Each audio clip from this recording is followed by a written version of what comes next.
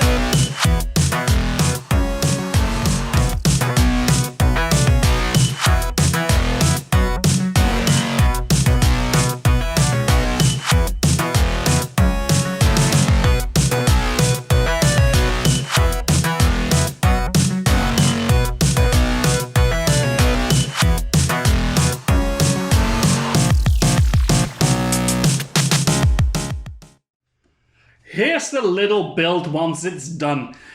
So there's not a huge amount going on. This is only 160 pieces.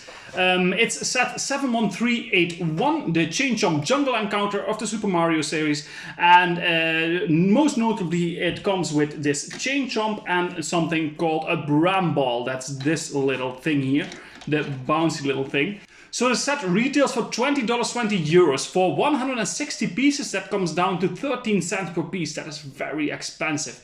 Luckily, a lot of these sets are on discount nowadays. They were discounted pretty soon because I think the price for these is actually really high. Of course, it's licensed, so they also have to pay some money to Nintendo, so that explains the higher price a bit. But still, 13 cents per piece for a set like this, that's a lot of money. You're just not getting a lot for in return for that money. That's very clear from the start. So this is a set that is mostly known for the play features. So in play features, this one has the Bramble, the little guy that hops around. So you need the Mario figure to jump on top of him to collect points. The most notable here is the Chain Chomp, and you can of course open his mouth up and down, but the most important play feature here is to use the Mario figure to jump on the lever here, make the Chain Chomp fly off so you can reach the little coin block element that is in the back here. This is a neat little feature, and it will provide a lot of fun for kids playing with it. But other than that, there's not a lot this set has to offer. You should combine it, of course, with the starter pack coming with the Mario figure and with the start and the finish point. And you can also expand it a bit bigger so you can really create a level. It's a fun little addition to for a level creator, but not much more than this. Building experience of this set, especially the Chain Chomp, was interesting to build because we're using a technique where you have the downside of the build up, and on this side it's down, so you have need to make like a mirror image, which is done by some hooks in the back here. Then we have the little seesaw here where the Chain Chomp is standing upon, and a lever on this side to make the seesaw jump up so you can get this one off here. It's easily connected with a pin on the back that you put here in the red part.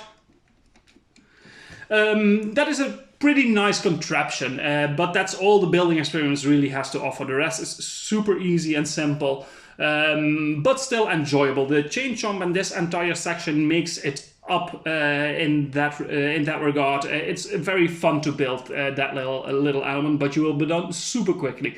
I'm gonna rate it a 7 out of 10 for a small set. Playability is great, especially if you can combine this with some other sets. It's very fun. I saw my nephew play with it, like you saw in the last video I did together with him. He really liked this element of hitting the Chain Chomp, making him fly off. And in playability, you can clearly see that kids will have a great time with this. I'm rating that a 9 out of 10. That display value, it looks decent, especially if you combine it with some other sets again. It has a great display feature. The Chain Chomp, again, he looks very recognizable, although a bit blocky, but that's the whole idea of the Lego Mario sets, that it's a lot more blocky than it would be usually in the games. But very nice display value, a 7 out of 10.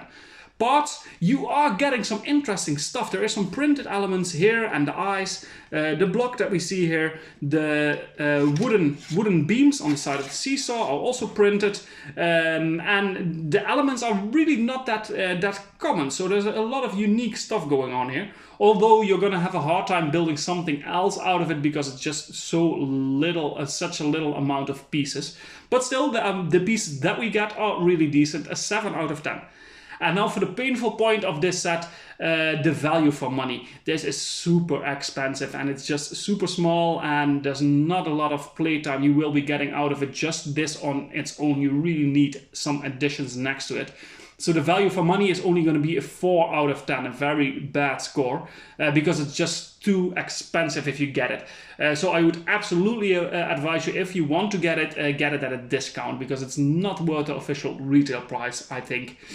Which comes down to an overall rating of a 7 out of 10. That's still a pretty good score. I didn't expect the rating to be this high, but the playability makes up for a lot of it, and the display value and the building experience of this side here is super interesting.